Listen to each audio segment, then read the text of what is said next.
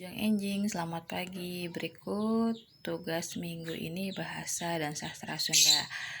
Minggu ini kita memakai paket diajar bahasa Sunda.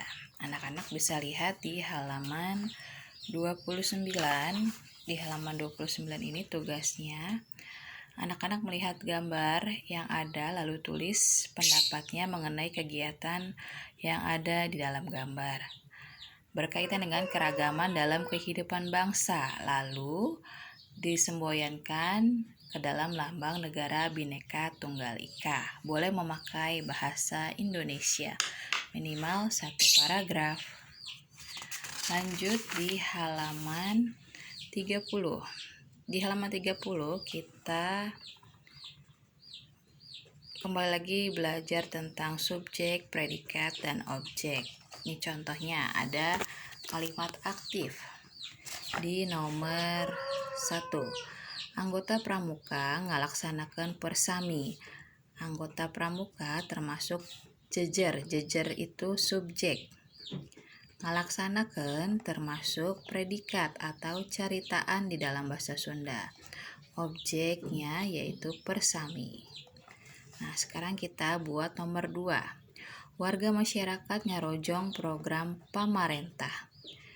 Di sini sudah ada predikat dan objeknya. Sekarang kita tunjuk mana jejer atau subjeknya.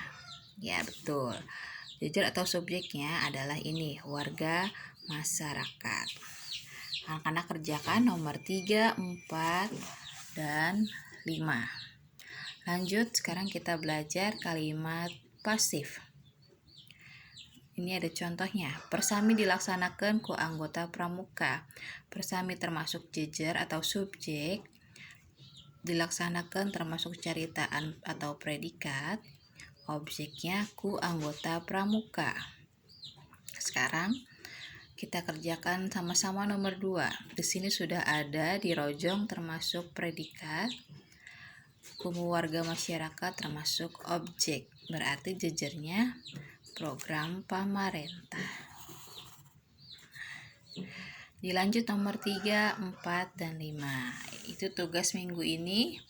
Dikirim di classroom kelas 6. Misusan tunggu sampai pukul 8. Selamat mengerjakan. Wilujeng Enjing hatur nuhun.